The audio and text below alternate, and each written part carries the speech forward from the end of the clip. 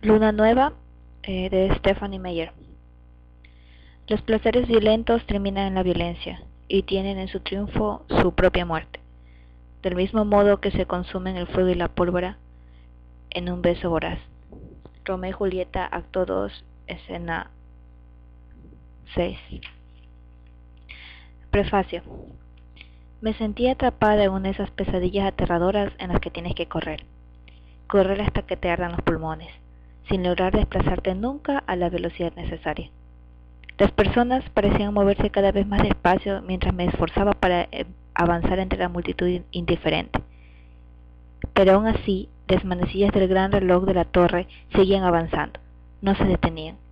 Inexorables e insensibles se aproximaban hacia el final de todo.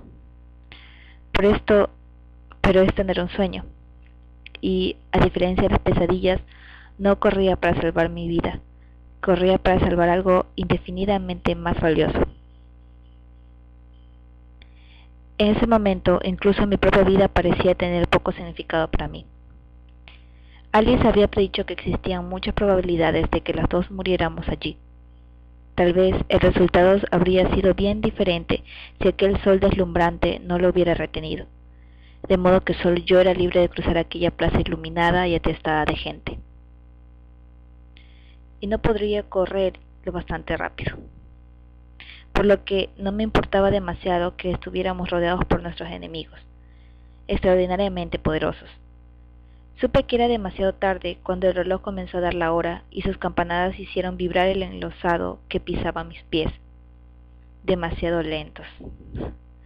Entonces me alegré de que más de un vampiro ávido de sangre me estuviera esperando por los alrededores.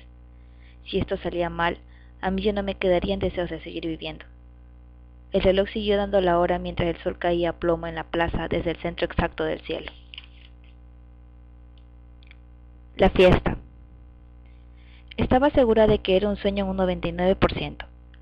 Las razones de esa certeza casi absoluta eran, en primer lugar, que permanecía en pie recibiendo de pleno un brillante rayo de sol, la clase de sol intenso y cegador que nunca brillaba en mi actual hogar en Forks, Washington, donde siempre lloviznaba. Y en segundo lugar, porque estaba viendo a mi abuelita Marie, que había muerto hace 6 años. Esto, sin duda, ofreció una seria evidencia a favor de la teoría del sueño. La abuela no había cambiado mucho, su rostro era tal y como lo recordaba. La piel suave tenía un aspecto marchito y se plegaba en un millar de finas arrugas debajo de las cuales se traslucía con delicadeza el hueso, como un melocotón seco, pero aureolado con una mata de espeso pelo blanco de aspecto similar al de una nube. Nuestros labios, los suyos fruncidos en una miríada de arrugas, se curvaron a la vez con una media sonrisa de sorpresa. Al parecer tampoco ella esperaba verme. Estaba a punto de preguntarle algo. Era tanto lo que quería saber. ¿Qué hacía en mi sueño? ¿Dónde había permanecido los últimos 6 años?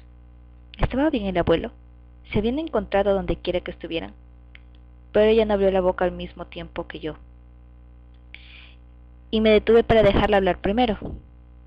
Ella hizo lo mismo y ambas nos reímos, ligeramente incómodas. ¿Bella? No era ella la que había pronunciado mi nombre, por lo que ambas nos volvimos para ver quién se unía a nuestra pequeña reunión. En realidad yo no necesitaba mirar para saberlo.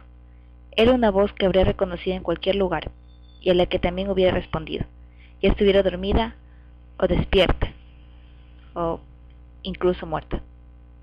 Estoy casi segura. La voz por la que habría caminado sobre el fuego, o con menos dramatismo, por la que chapotearía todos los días de mi vida entre el frío y la lluvia incesante. Edward. Aunque me moría de ganas por verle, consciente o no, y estaba casi segura de que se trataba de un sueño, me entró el pánico a medida que Edward se acercaba a nosotras caminando bajo la deslumbrante luz del sol.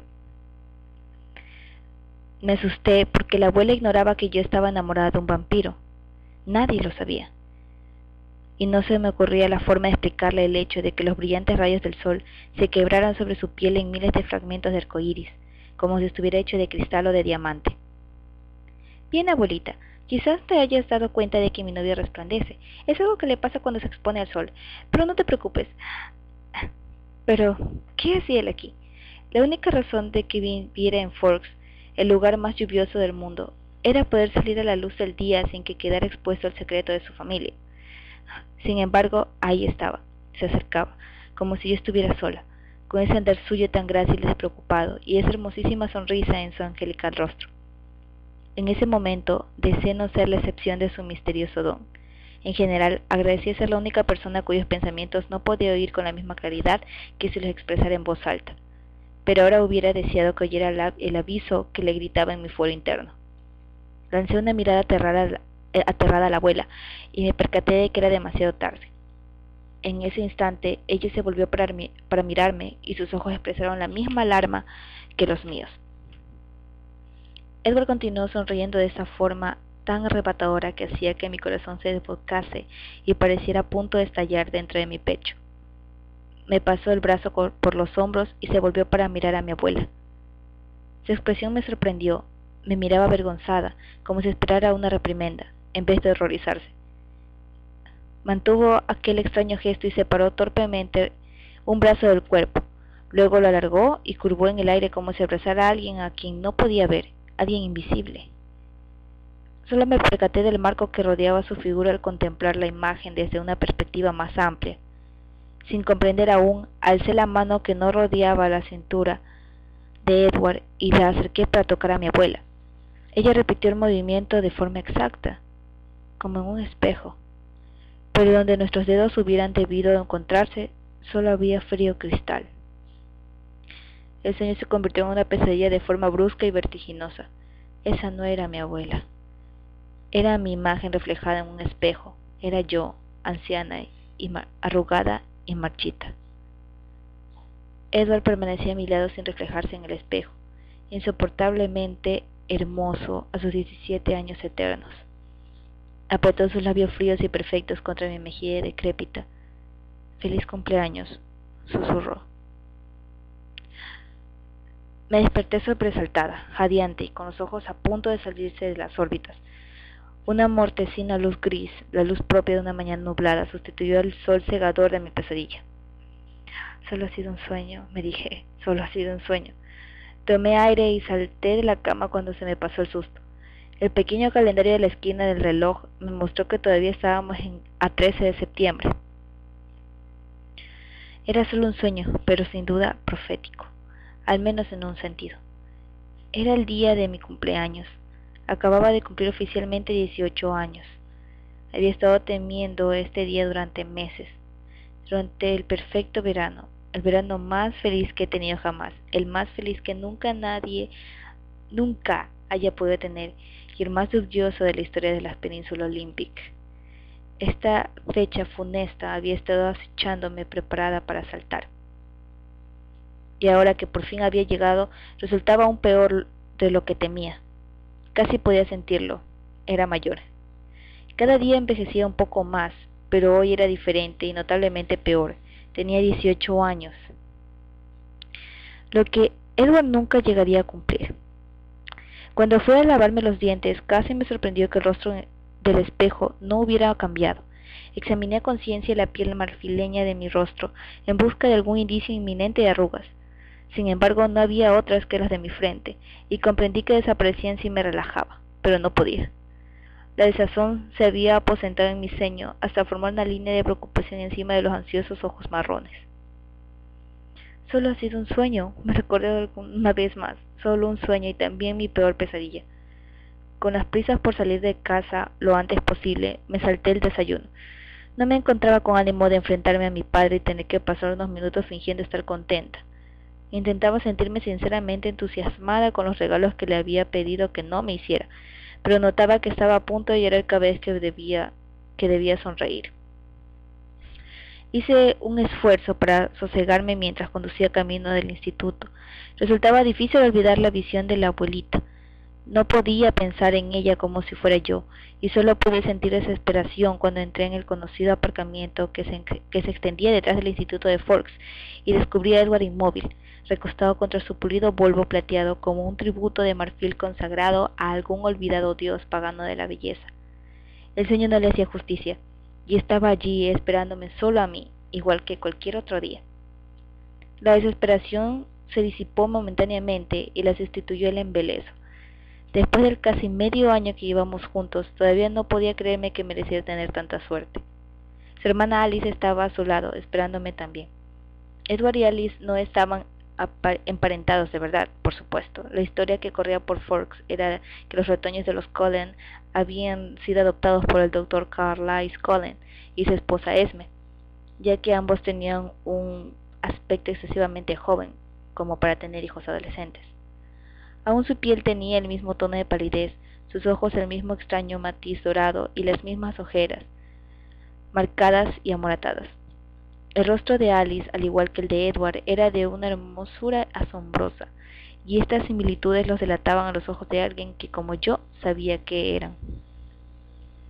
Puse cara de pocos amigos al ver a Alice esperándome allí, con sus ojos de color tostado brillante, de excitación y una pequeña caja cuadrada envuelta en papel plateado en las manos. Le había dicho que no quería nada, ni regalos ni ningún otro tipo de atención por mi cumpleaños. Evidentemente, había ignorado mis deseos. Cerré de un golpe la puerta de mi Chevrolet del 53 y una lluvia de motas de óxido revolutió hasta la cubierta de color negro. Después me dirigí lentamente hacia donde me aguardaban. Alice saltó hacia adelante para encontrarse conmigo. Su cara de duende resplandecía bajo el puntiagudo pelo negro. ¡Feliz cumpleaños, Bella! ¡Shh! Bisbicé mientras miraba alrededor del aparcamiento para cerciorarme que nadie la había oído. Lo último que me apetecía era cualquier clase de celebración del luctuoso evento. Ella me ignoró. ¿Cuándo quieres abrir tu regalo? ¿Ahora o luego?, me preguntó entusiasmada mientras caminábamos hacia donde nos esperaba Edward. No quiero regalos, protesté con un hilo de voz. Al fin pareció darse cuenta de cuál era mi estado de ánimo. Vale, tal vez luego. ¿Te ha gustado el álbum de fotografías que te ha enviado tu madre? ¿Y la cámara de Charlie? Suspiré. Por descontado. Ella debía de saber cuáles iban a ser mis regalos de cumpleaños. Edward no era el único miembro de la familia dotado de extrañas cualidades. Seguramente Alice habría visto lo que mis padres planeaban regalarme en cuanto lo hubiera decidido. Sí, son maravillosos. A mí me parece una idea estupenda. Solo te haces mayor de edad una vez en la vida, así que lo mejor es documentar bien la experiencia. ¿Cuántas veces te has hecho mayor de edad? Eso es distinto. Entonces llegamos a donde estaba Edward, que me tendió la mano. La tomé con ganas, olvidándome por un momento de mi pesadumbre. Su piel era suave, dura y helada, como siempre. Le dio a mis dedos un apretón cariñoso. Me sumergí en sus líquidos ojos de topacio y mi corazón sufrió otro apretón, aunque bastante menos dulce. Él sonrió al escuchar el tartamudeo de los labios de mi corazón, latidos de mi corazón. Levantó la mano libre y recorrió el contorno de mis labios con el gélido extremo de uno de sus dedos mientras hablaba. Así que, tal y como me impusiste en su momento, no me permites que te felicite por tu cumpleaños, ¿correcto? Sí, correcto. Nunca conseguiría imitar, ni siquiera de lejos, su perfecta y formal facilidad de expresión. Eso era algo que solamente podía adquirirse en un siglo pretérito. Solo me estaba asegurando. Se pasó la mano por su despeinado cabello de color bronce. Podrías haber cambiado de idea. La mayoría de la gente disfruta con cosas como los cumpleaños y los regalos. Alice rompió a reír, y su risa se alzó como un sonido plateado, similar al repique del viento. Pues claro que lo disfruta. Se supone que hoy todo el mundo se va a portar bien contigo y te dejará hacer lo que quieras, Bella. ¿Qué podría ocurrir de malo? Lanzó la frase como una pregunta retórica. Pues hacerme mayor, contesté de todos modos, y mi voz no fue tan firme como me hubiera gustado. A mi lado la sonrisa de Edward se tensó hasta convertirse en una línea dura. Tener 18 años no es ser muy mayor, dijo Alice. Tenía entendido que por lo general las mujeres no se sentían mal por cumplir años hasta llegar a los 29. Es ser mayor que Edward, mascullé. Él suspiró. Técnicamente, dijo ella sin perder su tono desenfadado, ya que solo lo adelantas en un año de nada. Se supone que, si estaba segura del futuro que deseaba, segura de pasarlo para siempre con Edward, Alice y el resto de los Cullen, mejor si no era como una menuda anciana arrugada, 1 o 2 años arriba o abajo no me importarían demasiado, pero Edward se había cerrado en bandas respecto a cualquier clase de futuro que incluya mi transformación. Cualquier futuro que me hiciera como él, inmortal, igual que él. Gracias por ver y escuchar el audiolibro.